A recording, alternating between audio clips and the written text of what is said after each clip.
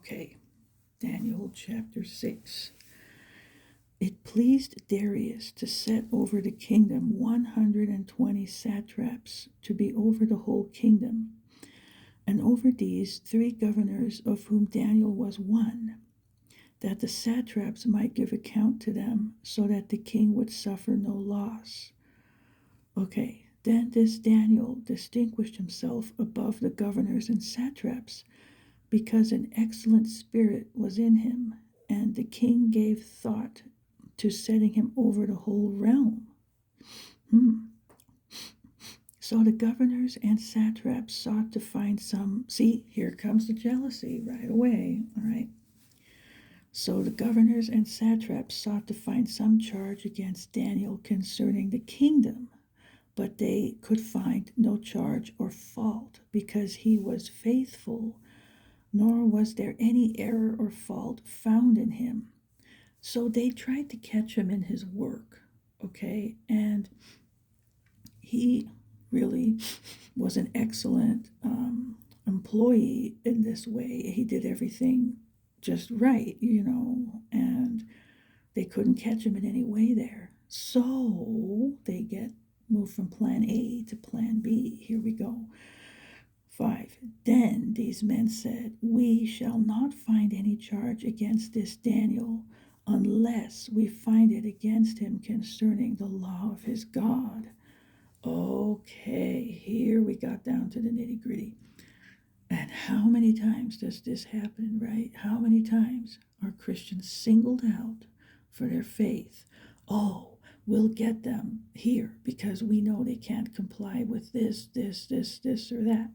So that's where we'll get them. And then we can trap them and sue them and do all this stuff, drag them before the courts and take all their money. And, it's exactly the same tactic from the devil.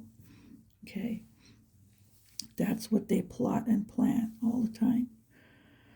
6. So these governors and satraps thronged before the king and said thus to him. See, they had a plot. Watch this. And said to him, "King Darius, live forever." Do you smell somebody trying to butter you up here? Flattery. Yeah, watch that one. Okay, live forever. All the governors of the kingdom, the administrators and satraps, the counselors and advisors, have consulted together to establish a royal statute and to make a firm decree that whoever petitions any god or man for 30 days, except you, O king, shall be cast into the den of lions. Now, O king, establish the decree and sign on the dotted line right away, and sign the writing so that it cannot be changed according to the law of the Medes and Persians, which does not alter. Therefore, King Darius signed the written decree. So you see the trap that's been set here. I mean, he wasn't really thinking, right, Darius? And it's an appeal to ego, of course. It's like, that they should do this to anybody but him. I mean, what just a pathetic gushing of ego that it would take for this. But anyway, so they try to get him because they know Daniel prays to the real God, and that's it.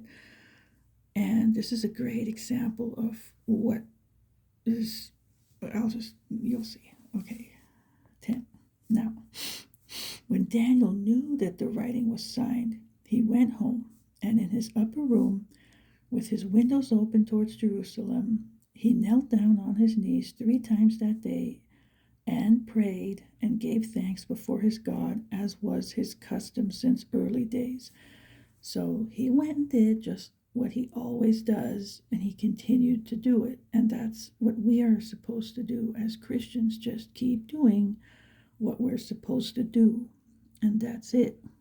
Doesn't matter how many of these things, decrees that they come up with, okay? Our allegiance is to God and nobody else. If there's a contradiction, we obey God above man. This is a perfect example of it. That's found also in Acts chapter 5, verse 29. That's the mandate. Okay, that's the order of command here. We obey God above man. If there's a contradiction, like this was, that's what he did. Daniel did the right thing. That's always the right thing. Otherwise, it's the wrong thing. Okay, you can't disobey God in order to obey man, and most people will just for convenience sake, they'll slink out and cower away and do that. And you're not supposed to do that. You're supposed to obey God no matter what the cost is. Okay. All right. And here's cost, you'll see. All right. Then these men, they were waiting. It was a trap, you know. Then these men assembled and found Daniel praying and making supplication before his God. And they went before the king and spoke concerning the king's decree. Now, see, you got to smell something wrong right away here when they come with a thing like this. You know, just if you're ever in this situation, okay, scrutinize these things. Don't just sign on the dotted line before thinking. I mean, there was a plot here. They had something up their sleeve. It was a trick. Okay. Have you not signed a decree that every man who petitions any god or man within 30 days, except you, O king, like he's a god, right? O king, shall be cast into the den of lions? See, they trapped him, and he didn't want this because he liked Daniel. The king answered and said, the thing is true according to the law of the Medes and Persians, which does not alter. So they answered and said before the king, that Daniel, who was one of the captives from Judah, does not show due regard for you, O king, or for the decree that you have signed, but makes his petition 3 times a day. And the king, when he heard these words, was greatly displeased with himself, and set his heart on Daniel to deliver him. And then he sees what happened, right? He saw the trap. Anyway, and he labored till the going down of the sun to deliver him. Then these men approached the king and said to the king, know, O king, that it is the law of the Medes and Persians that no decree or statute which the king establishes may be changed. I mean, just to rub it in, like, don't even think about going back on it. You know, we want him dead. They trapped him. And this was one of their laws. So, anyway, so the king gave the command, and they brought Daniel and cast him into the den of lions. But the king spoke, saying to Daniel, your God, whom you serve continually, he will deliver you. Then a stone was brought and laid on the mouth of the den, and the king sealed it with his own signet ring and with the signets of his lords, that the purpose concerning Daniel might not be changed. Okay, so wow. Anyway,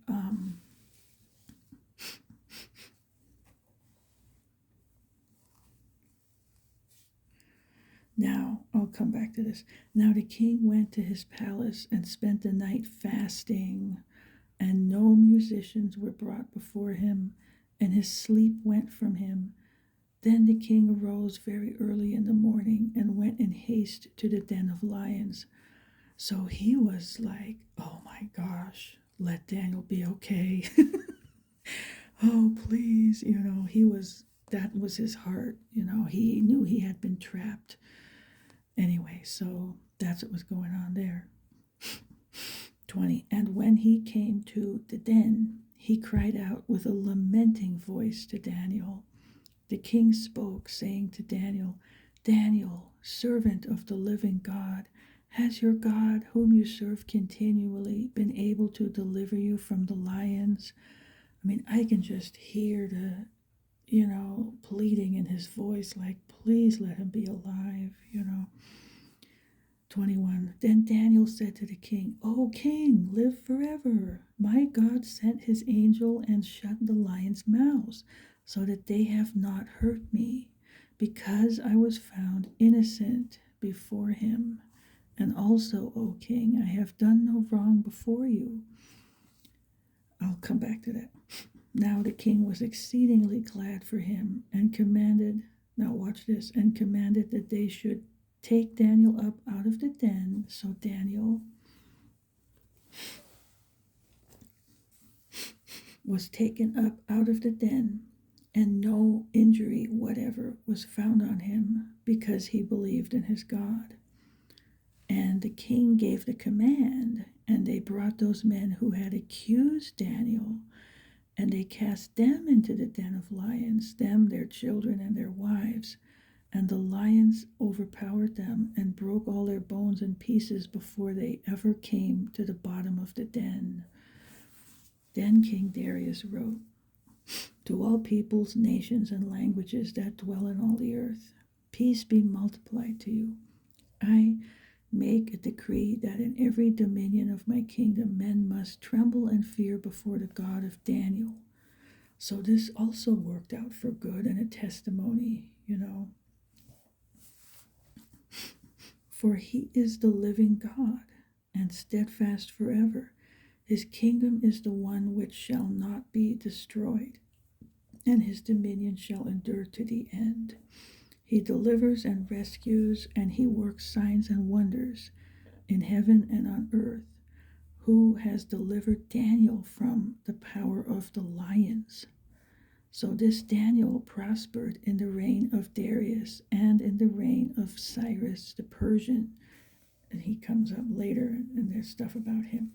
But anyway, the thing that's really a mind blower here, and I mean like a mind blower, is this whole thing with Daniel in the lion's den. This is a type of Jesus in the tomb. He goes in, you think he's going to perish. He's in like this, he's in a den of lions. The tomb is like a cave, okay? And then, of course, Jesus comes out again and rises, and here Daniel comes out again alive when they thought he would perish. And this picture, it's like one of those pictures in the Bible that comes up over and over again, like going into something, you think you'd perish, but you come out again and you're alive, and it's a total picture of the resurrection. And the other thing is with the death, burial, and resurrection of Jesus, you have that where he went down into that place in the earth that's Abraham's bosom, and all that stuff. If you connect it all, he preached to them, he led them captive out of there, all that. And it wasn't hell, okay? The hell was on the other side of that gap, but that place where the righteous would be collected, that's why it's called Abraham's bosom. Anyway, so that's where he was during that time, and then he left with all of them, and he rose again, and some of them were resurrected. I guess some went to heaven right away, but that's in the Gospels. I talked about that. Most people don't know. It's a little known thing, but it's in there. Anyway, but this is the thing, is that he was the only one who was 100% sinless, holy, pure, righteous, perfect, a spotless lamb without blemish, all of that. So that's the only reason he could rise again and come out of there, okay? If otherwise, like take the others, Abraham, whoever, Daniel, anybody who was in there, then they would be there. They couldn't do that because they were not perfect, right? So it took one to be perfect to be able to do that, to rise again that way. And so otherwise you'd stay there, and who would rescue you, right? So that's why Jesus had to be perfect and sinless, and he rose again, and then he let everybody else out. And like it still is today. If you believe in him, you'll be let out. You'll follow in that trail and train of this captivity, following Jesus up to heaven, whatever period now you live in. But eventually the rapture will be the last of it. But, before the kingdom and that stuff. But that's how that works. Otherwise, that's why it's so important that he was sinless. Otherwise, everybody would still be there, and that's where we'd be when we die, and nobody would ever be able to get us out of there.